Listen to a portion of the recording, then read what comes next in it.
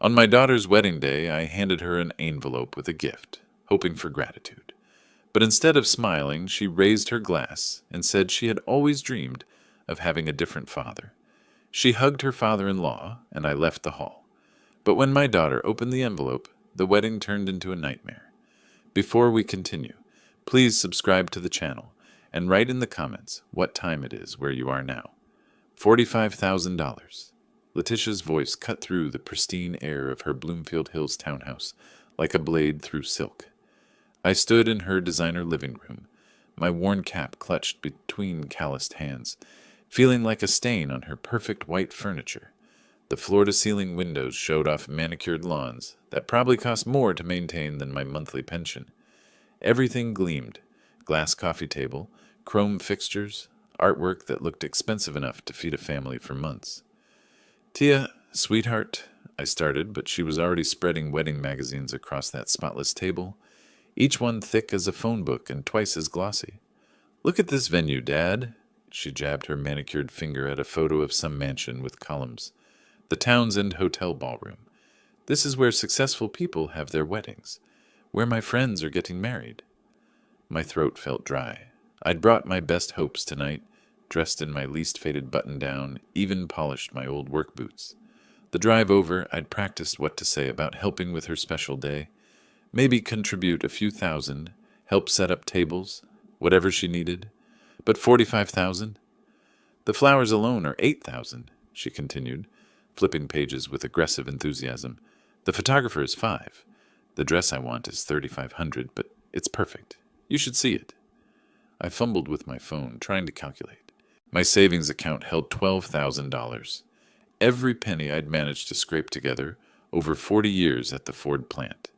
Social Security barely covered my mortgage and groceries.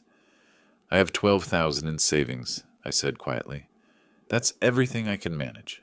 But maybe with a small loan—" Letitia's face transformed. The excitement died, replaced by something cold and sharp. "12,000? Seriously?" She stood up, her voice rising. "Other fathers take out loans, sell cars, remortgage houses. What are you willing to do for your own daughter?"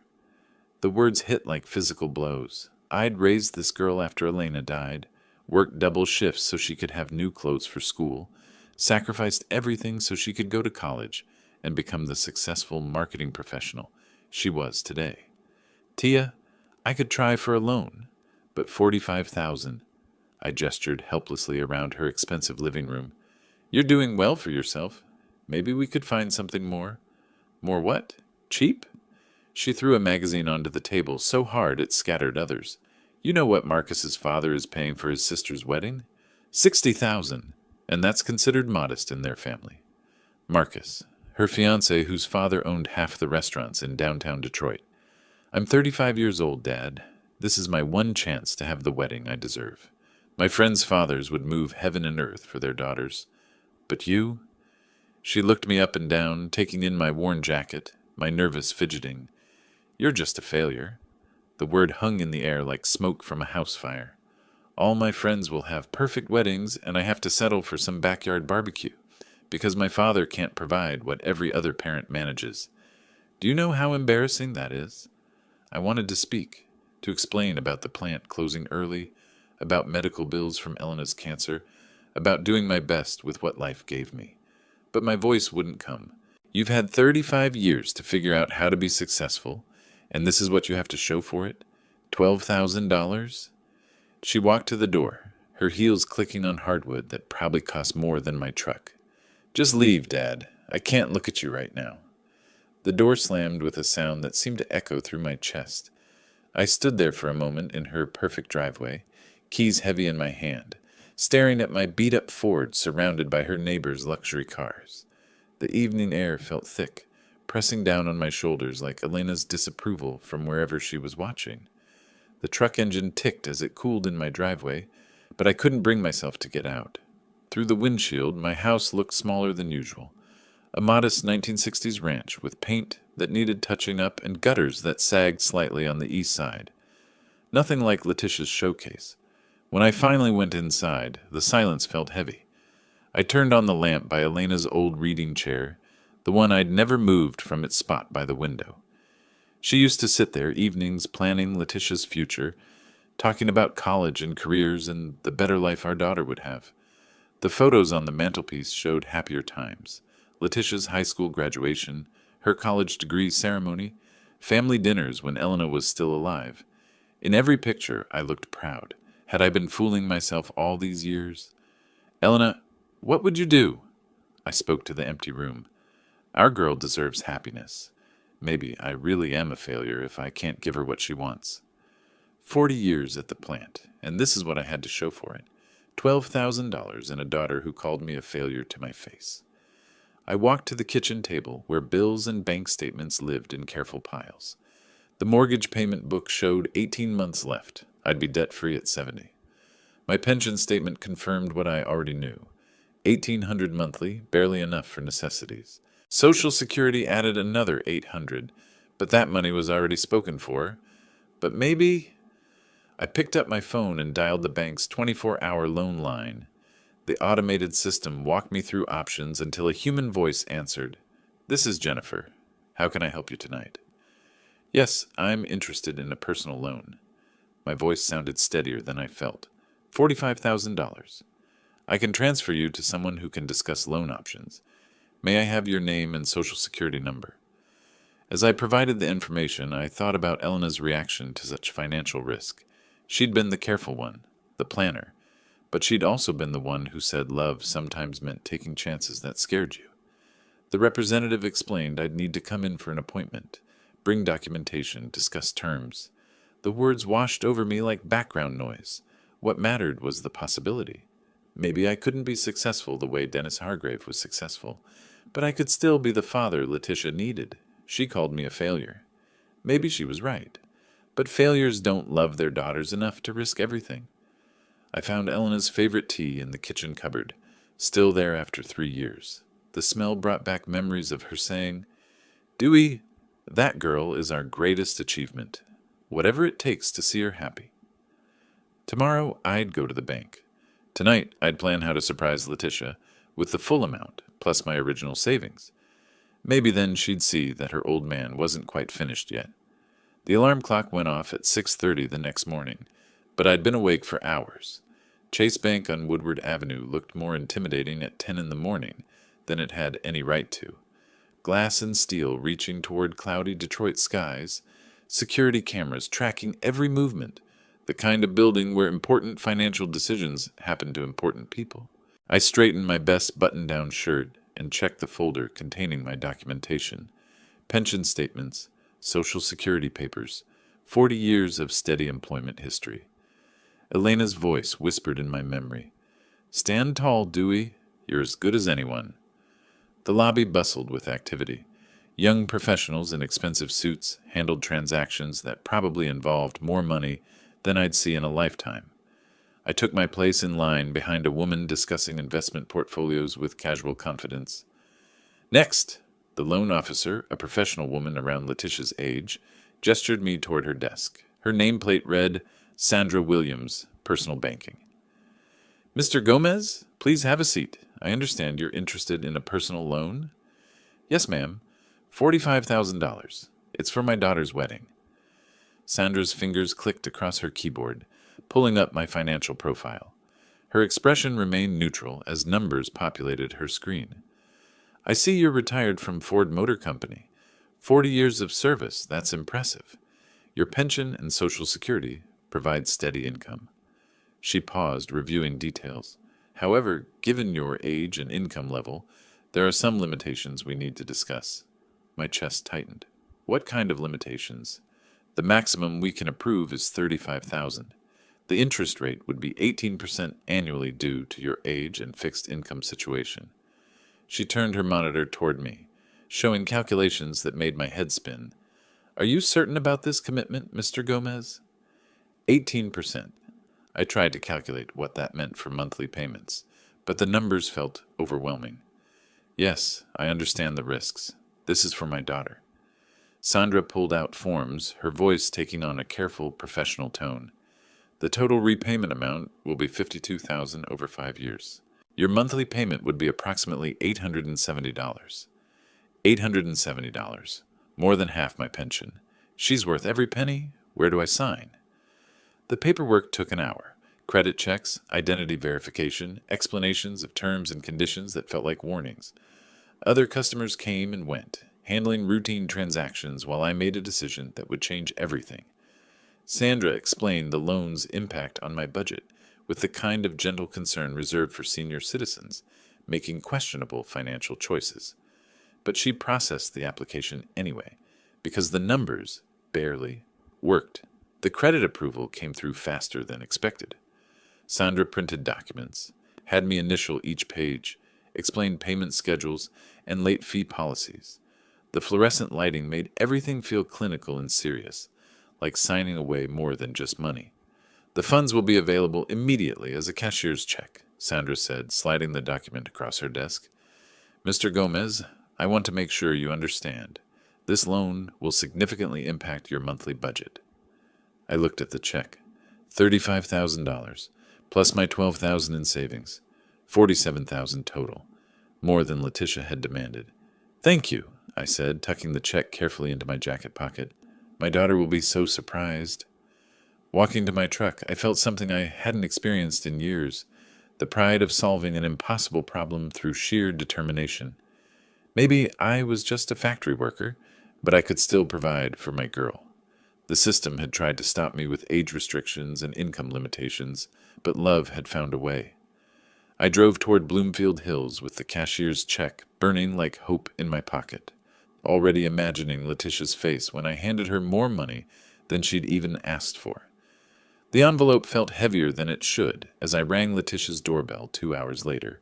Through the glass panels I could see her approaching in comfortable home clothes, yoga pants and an oversized sweater that probably cost more than my monthly grocery budget. Dad? She opened the door with mild surprise. What are you doing here? I stepped inside, practically bouncing with nervous excitement. The living room looked different somehow. More wedding magazines scattered across surfaces, expensive-looking vendor cards arranged like playing cards on the coffee table. Tia, sweetheart. I pulled the envelope from my jacket with ceremonial care. I took out a loan. Here's your $47,000 for the dream wedding. Her reaction wasn't what I expected. No gasp of joy, no grateful tears. Instead, she stared at the envelope like it was homework she'd forgotten about. Oh, Dad. Her voice carried a strange mixture of pity and annoyance. That's not needed anymore. Dennis is paying for the whole wedding. He said I deserve the best? The words hit like cold water. I stood there, arm extended, holding money that had cost me everything. But I took a loan at 18%. Well, just return it then. She waved her hand dismissively, already turning back toward her magazines. Dennis is doing this out of love for Marcus. Finally, someone understands I'm worth better than bargain shopping. Worth better, the phrase echoed in my head as I watched her flip through pages of expensive venues and designer dresses, all paid for by someone else's generosity. When did Dennis offer? I managed to ask. Yesterday afternoon. He called right after... She paused, realizing what she was about to say. Right after we talked, he said no daughter-in-law of his would settle for anything less than perfection. Yesterday afternoon. While I was at home, beating myself up for being a failure, planning to sacrifice my financial future, Dennis Hargrave had swooped in with his effortless wealth and made me irrelevant. Look at this venue! Letitia held up a glossy photo, her enthusiasm returning. The Townsend Hotel Grand Ballroom. Dennis booked it for the whole weekend. And this photographer, she did the governor's daughter's wedding last year. I pulled the envelope back to my chest, feeling foolish for ever thinking $47,000 was impressive to people who lived in this world. The flowers alone will be $12,000, she continued, not noticing my silence. Dennis said cost shouldn't matter when it comes to making me happy. Isn't that wonderful? Wonderful. Yes, it was wonderful that someone understood her worth. Someone who wasn't a retired factory worker living on a pension. Dad, are you okay? You look pale. Just tired, I lied, tucking the envelope back into my jacket. I should go return this to the bank. Good idea. No point in paying interest on money you don't need. She was already back to her magazines, planning a wedding funded by someone else's love. I walked to the door, my footsteps echoing in the pristine hallway. Behind me, I could hear her humming as she turned pages, completely absorbed in dreams that no longer required my sacrifice. "Thanks for thinking of me, though," she called out as I reached for the handle. "It's sweet that you tried." Sweet that I tried. Like a child's attempt at helping adults with real work. I sat in my truck for 10 minutes before starting the engine, staring at her house through windows that reflected nothing but my own confused face. 3 miles from Letitia's neighborhood, I had to pull over. My hands were shaking too badly to steer safely, and the envelope in my jacket felt like it was burning through the fabric. 40 years I gave her everything, and to her I'm just a backup plan, easily replaced by someone with deeper pockets. The parking lot of a closed auto parts store seemed appropriate. Empty, forgotten, like everything I thought I meant to my daughter. I turned off the engine and let the silence wash over me. "Elena, what would you say about our girl now? Would you still call her our girl, if you saw how easily she dismissed 40 years of love?" The drive home felt longer than usual. Detroit's industrial landscape rolled past my windows. Empty lots where factories used to stand, boarded up houses, the remnants of people who'd worked hard and got left behind. People like me. But first, I had business to handle. Sandra looked surprised when I walked back into Chase Bank 30 minutes before closing. "Mr. Gomez, is everything all right?" "I need to cancel the loan. Early repayment penalty, whatever it costs." Her professional smile flickered with concern. "Are you sure? We just processed this today. The penalty for early repayment is $500. I'll pay it. I don't need this loan." The paperwork took 15 minutes. Sandra kept glancing at me like she wanted to ask questions, but banking professionals knew when to mind their business. I signed forms, watched her process the cancellation, and handed back the cashier's check that had briefly represented my heroic sacrifice. "Your checking account will be debited for the penalty fee by tomorrow," she explained, sliding a receipt across her desk. $500 for the privilege of being humiliated. Money well spent. At home, the silence felt different. Not heavy like before, but clean somehow. I made Elena's favorite tea and sat in her reading chair, looking at the photos on the mantelpiece with new eyes. There was Letitia's high school graduation. In the picture, she was hugging me tight, whispering, "Thank you for everything, Dad. I couldn't have done this without you." College graduation. You made this possible. I'll never forget what you sacrificed for me. When had gratitude turned into entitlement? When had my love become something she managed rather than treasured? Maybe it's time I stopped begging for crumbs of appreciation from my own daughter. The wedding invitation sat on my kitchen table. Elegant cream cardstock with gold lettering. "The honor of your presence is requested." Honor. What an interesting word choice. I picked up the phone to call Letitia, then set it down. Tomorrow would be soon enough. Tonight, I needed to think about what kind of father I wanted to be for whatever relationship we had left. The tea was Elena's blend, chamomile and mint. She used to say it helped her think clearly. I sipped it slowly, watching the evening light fade through windows that needed cleaning, in a house that needed repairs I couldn't afford since giving away my savings. But somehow, for the first time in months, I felt like I could breathe. The next morning came with unusual clarity. Instead of calling Letitia immediately like I usually did, I made coffee and read the newspaper cover to cover. When my phone rang at 8:30, I let it go to voicemail. "Dad, call me back. We need to discuss your outfit for the engagement party." Engagement party. This was the first I'd heard of it. I called her back 3 hours later. "Where have you been? I've been trying to reach you." "Reading? What's this about an engagement party?" "Saturday night at Dennis's club. Nothing too formal, but..." Her voice shifted to that careful tone I'd started recognizing. "Actually, maybe it's better if you sit this one out. Dennis's friends will be there, and you understand. They're used to a certain... level. Like I was a step on a staircase she was climbing past. "What level is that, Tia?" "Well, you know, professional people, business owners. They might not relate to..." She trailed off, letting me fill in the blanks about my inadequacy. "To a retired factory worker? Don't be like that. It's just easier this way." Easier? Everything about our relationship had become about what was easier for her. 3 weeks into April, the pattern became clear. Wedding planning meetings I wasn't invited to. Vendor consultations scheduled when I was Probably busy. A growing list of events where my presence would be awkward for people who mattered more than I did. By early May, our phone conversations followed a script. She'd call with demands disguised as requests. I'd offer help that wasn't sophisticated enough, and she'd find polite ways to exclude me from anything important. The dress-fitting invitation came with conditions. You can come, but please don't talk too much. And wear something nice. Actually, do you even have anything appropriate? I wore my best shirt and tie to the bridal salon in downtown Birmingham. The place looked like a jewelry store, all marble and crystal, with dresses displayed like precious artifacts. Letitia's friends were already there. 3 women in designer clothes discussing their own upcoming weddings with casual mentions of photographers who charge more than my annual income. Ladies, this is my father. Letitia's introduction carried an apologetic undertone. He's very simple, but he means well. Simple. The word hung in the perfumed air like a judgment. I stood in the corner while they discussed dress alterations and reception details, feeling like museum security. Present, but invisible. There to watch, but not participate. Your father's sweet, one of them whispered to Letitia, loud enough for me to hear. It's nice that you include him. Include him. Like I was charity work. That night, I drove to Woodlawn Cemetery for the first time since Elena's birthday.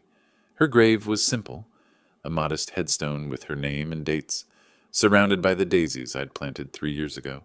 Elena, I can't live like this anymore. I knelt beside the stone, pulling weeds from around the flowers. She needs to know the truth. The cemetery was quiet, except for traffic from 8 Mile Road. I'd always found peace here, but tonight felt different. Tonight felt like a decision. You remember what the social worker said? Someday she might want to know about her real parents. Well, maybe someday is now. I drove home slowly, stopping at the drugstore for writing supplies. The letter took 6 attempts, each draft torn up and thrown away until I found words that felt right. The final version was simple, direct, true. When I sealed it in an envelope 2 days later, my hands were steady. The wedding invitation sat next to it on my kitchen table, and I noticed something that made my chest tighten. The ceremony time listed was different from what Letitia had told me. 2 hours different. I stared at the invitation until the numbers blurred, understanding exactly what my daughter thought of my importance to her special day. St. Paul Church looked magnificent in the May afternoon sun, its Gothic stone towers reaching toward cloudless skies. I pulled into the parking lot at 12:55, checking my invitation one final time. 1 o'clock ceremony. I'd timed everything perfectly.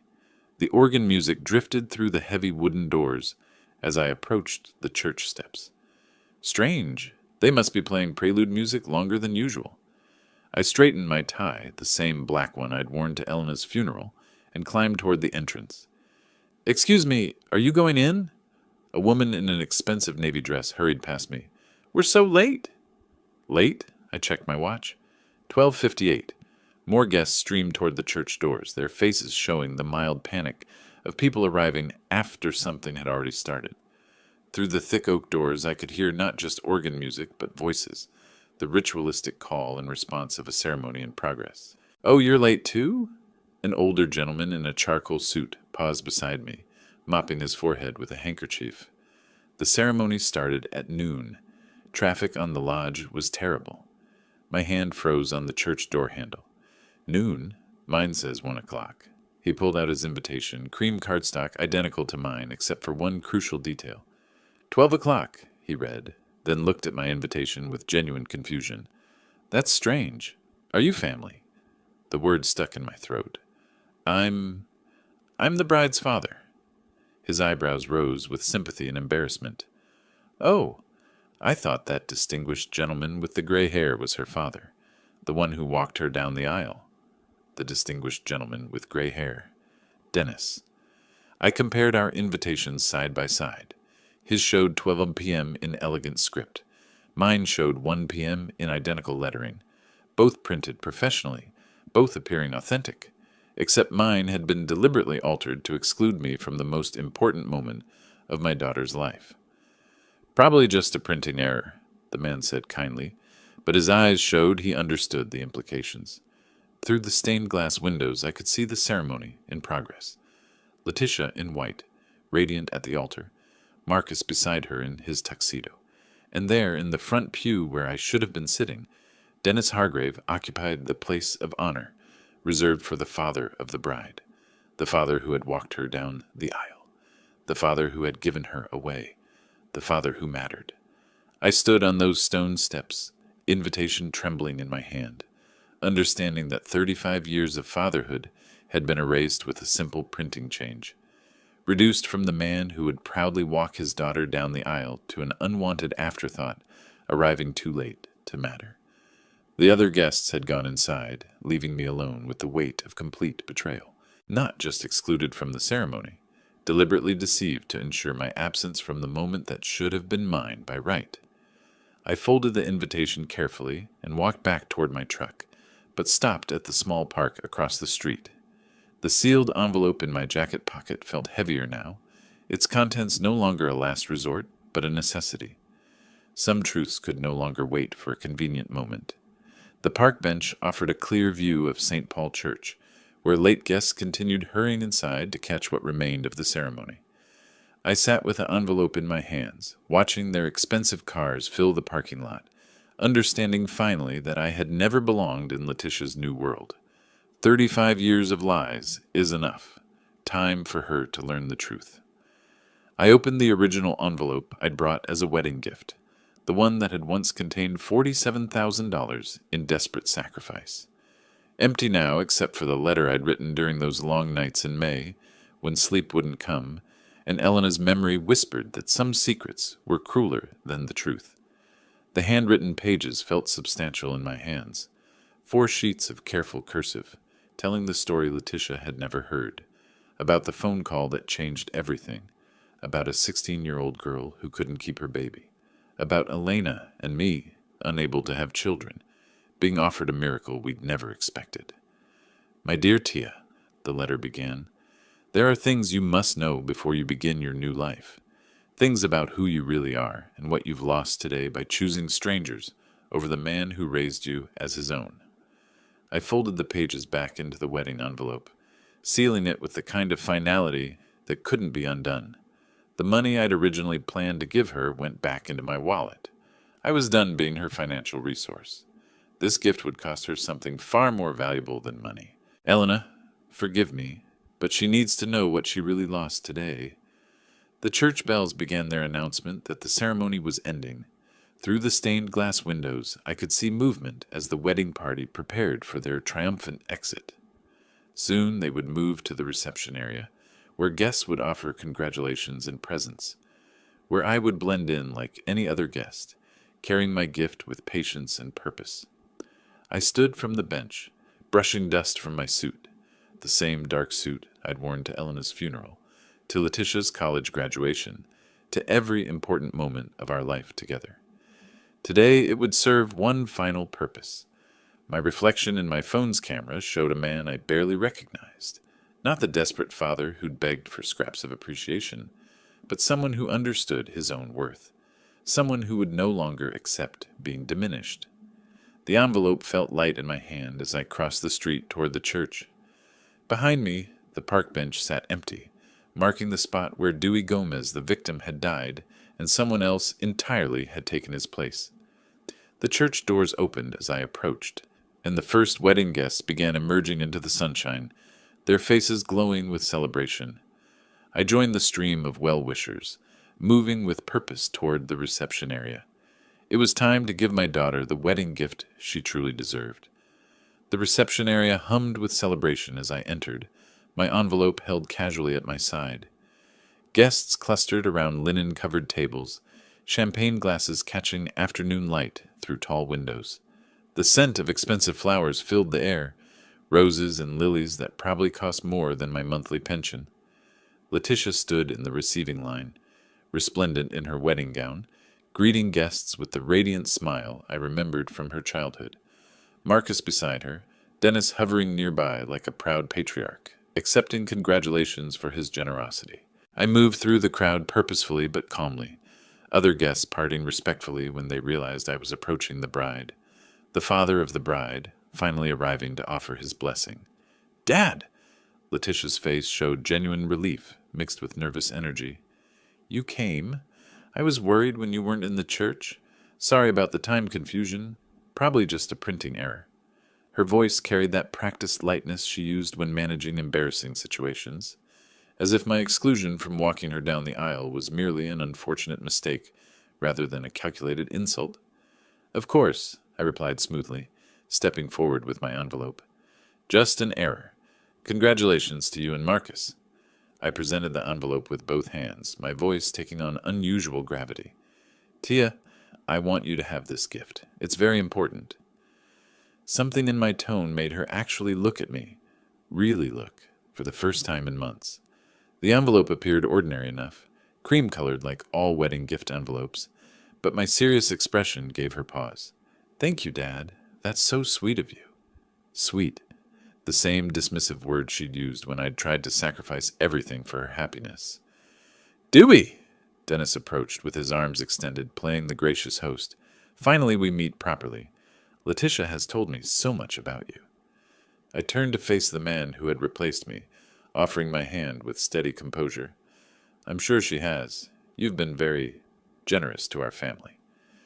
Nothing's too good for my new daughter, Dennis beamed, his arm settling around Letitia's shoulders with casual ownership. She deserves the very best. The very best. Which apparently didn't include the man who had raised her. Dad, let me introduce you to some friends, Letitia said, already turning toward other guests. She handed my envelope to Marcus absently. Put this with the other gifts, honey. I watched the letter disappear into Marcus's hands, then get placed on the gift table among dozens of other presents. Somewhere in that pile of ribbon and wrapping paper sat the truth that would change everything. Such a beautiful ceremony, a guest commented to me. You must be so proud. Yes, I replied, my eyes following Letitia as she moved through the reception, accepting congratulations and praise. Very proud of how everything turned out. The photographer moved through the crowd, capturing moments of joy and celebration. I wondered if he'd photographed the gift-giving moment, preserving forever the instant when justice disguised itself as love. I accepted a glass of champagne from a passing server and found a place among the other guests, watching and waiting. Letitia was absorbed in her role as bride, greeting relatives and friends, basking in attention and admiration. The envelope sat unopened on the gift table, patient as a ticking clock. Soon enough, she would understand what it meant to lose a father who truly loved her. Soon enough, she would learn the difference between the man who had chosen to raise her and the stranger who had simply written a check. I sipped my champagne and smiled at fellow guests, playing the part of the proud father one final time. Crystal glasses chimed like wedding bells as guests gathered in a semicircle around the newlyweds. The Renaissance Center's floor-to-ceiling windows framed Detroit's skyline in golden afternoon light, creating the perfect backdrop for Letitia's moment of triumph. Everyone, please! She raised her champagne flute high, her voice carrying across the reception hall with practiced confidence. I want to thank everyone who made this day possible.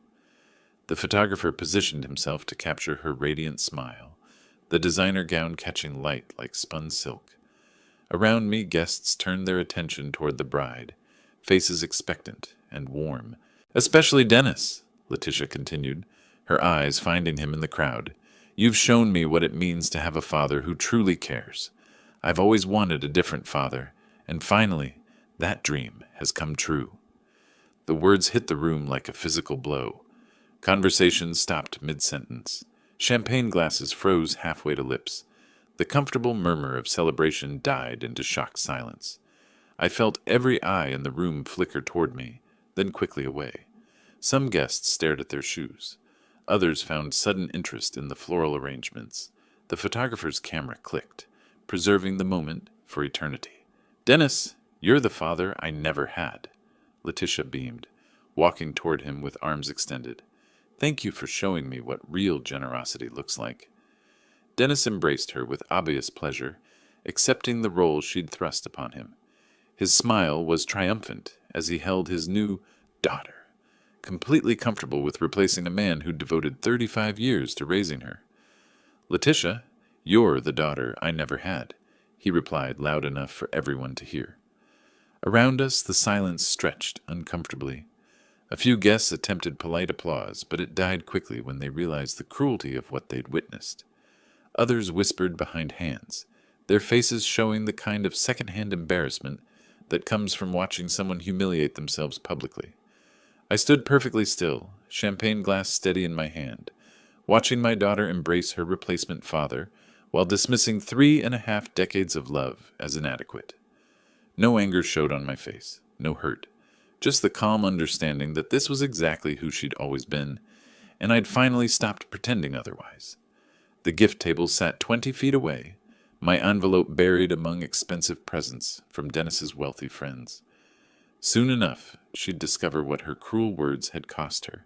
I set my champagne glass on a nearby table and walked quietly toward the exit. No dramatic scene, no confrontation, just a dignified man removing himself from a situation where his presence was clearly unwanted. Behind me, the reception gradually resumed its celebration, guests pretending they hadn't witnessed a daughter publicly disowning the man who'd raised her. The photographer continued capturing moments of joy, though several guests requested he delete the toast sequence. I pushed through the heavy doors into the parking garage, my footsteps echoing in the concrete space. The envelope with adoption papers waited patiently among wedding gifts, ready to teach Letitia the difference between wanting a different father and discovering you never had the one you thought you did. My truck started on the first try, reliable as always. I drove through Detroit's late afternoon traffic with unusual peace, watching familiar neighborhoods roll past my windows.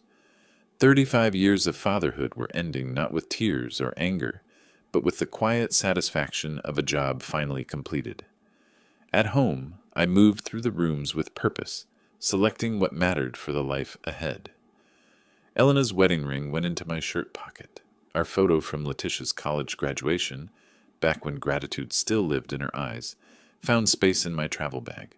My work tools, earned through decades of honest labor, deserved better than gathering dust while I begged for crumbs of appreciation. The phone started ringing at 4:30. "Dad, we're opening gifts now," Letitia's voice bubbled with champagne excitement. "Some of these presents are incredible. Marcus's aunt gave us crystal from Ireland." I let it ring through to voicemail, continuing my methodical packing. The second call came 10 minutes later. "Dad, are you there? We found your envelope. What kind of gift needs to be opened privately?" The third call arrived as I folded my best shirt, the one I'd worn to her wedding, thinking I'd be walking her down the aisle. Her voice had changed by then, uncertainty creeping through the celebration. "Dad, I read your letter. This isn't funny. Call me back immediately." By the fourth call, panic had replaced confusion. "Dad, this can't be true. You're lying. Call me right now." I unplugged the phone and continued sorting through 35 years of memories, keeping only what served the future. The house felt different already, lighter somehow, as if removing the weight of obligation had made the walls themselves stand straighter. My phone buzzed constantly against the kitchen counter. 20 missed calls. 30. 44. Through voicemails, I listened to Letitia's voice crack as she processed the truth she'd never suspected. Adopted at 3 years old after her parents died in a car accident. Raised by strangers who'd chosen to love her. 35 years of lies, not malicious deception, but the kind of protective love that shields children from painful truths until they're old enough to understand. "You're not my real father? Then who am I? Where do I come from?" Real father. Even in crisis, she couldn't recognize the difference between biology and choice, between conception and raising a child with unconditional love. "Dad, please, I didn't mean what I said at the reception. Come back." But she had meant it. That was the problem. I loaded my truck as sunset painted the sky orange and pink, Elena's favorite colors. The missed calls had reached 51 by the time I backed out of the driveway, taking one last look at the modest house where we'd raised someone else's daughter as our own. The adoption papers in that envelope told the whole story. Names of birth parents who'd died too young, details of the accident that orphaned her. The joy Elena and I felt when social services called about a little girl who needed love. Letitia had spent the day choosing money over loyalty, status over sacrifice. Now she could live with the consequences of preferring strangers, to the man who'd chosen to be her father when biology failed her. I-75 stretched south like a ribbon of possibilities, Detroit's skyline shrinking in my rearview mirror until it disappeared entirely. The radio played Sinatra, My Way, while evening light painted Michigan farmland in shades of gold and peace. 53 missed calls by the time I reached the Ohio border. I turned the phone off completely. Elena, I spoke to her photo on the dashboard. I finally did what needed doing. 35 years I gave love to an ungrateful child. Time to live for myself. The truck hummed contentedly at 65 miles per hour, carrying me toward whatever came next. Cincinnati, maybe, or Louisville. Somewhere warm where winter wouldn't hurt these old bones, where no one knew my story or expected me to justify my choices. Small towns rolled past my windows, places where people understood the value of honest work and reciprocated kindness, places where a 68-year-old retired mechanic could start fresh, without apologizing for his limitations or begging for respect. My thermos held Elena's favorite coffee blend, bitter but warming. The road atlas lay open on the passenger seat, marked with possible destinations circled in red ink. Planning felt good after years of simply reacting to Letitia's demands and disappointments. "Letitia, you wanted a different father," I said to the darkening highway. "Now you have one. I hope Dennis is everything you dreamed he'd be." The adoption revelation would destroy her perfect wedding narrative. No more bragging about her generous new father figure. No more casual cruelty toward the man who'd changed her diapers, taught her to ride a bike, worked double shifts to pay for her college education. Instead, she'd face questions about identity and belonging that money couldn't answer. Who was she really? Where did she come from? What had she lost by choosing wealth over love? Dennis Hargrave could buy her expensive weddings and designer gowns, but he couldn't give her back 35 years of genuine devotion. He couldn't explain bedtime stories or homework help or proud moments at graduations. He couldn't replace the foundation of unconditional love she'd just discovered was built by choice, not obligation. The highway signs counted down miles to new possibilities. Toledo, Dayton, places where I could be just Dewey Gomez, not the disappointing father of an ungrateful daughter. My truck's headlights carved through gathering darkness as I drove toward whatever tomorrow would bring. Behind me, Detroit held nothing I needed anymore. Ahead lay freedom I'd forgotten was possible. The phone stayed silent in my pocket, its 53 unanswered calls becoming ancient history with every mile. Letitia had made her choice long before today. The adoption letter simply helped her understand the full cost of choosing strangers over the man who'd chosen to love her when the world left her orphaned and alone. I was 68 years old, maybe 20 good years left, maybe more. They belonged to me now. The radio played late-night classics as I drove into my new beginning. Elena's photo catching dashboard, light like a blessing. Behind us lay 3 decades of sacrifice. Ahead stretched possibility and peace. Finally, I was free. If you like this story, please like this video, subscribe to the channel, and share your impressions of this story in the comments. To listen to the next story, click on the box on the left.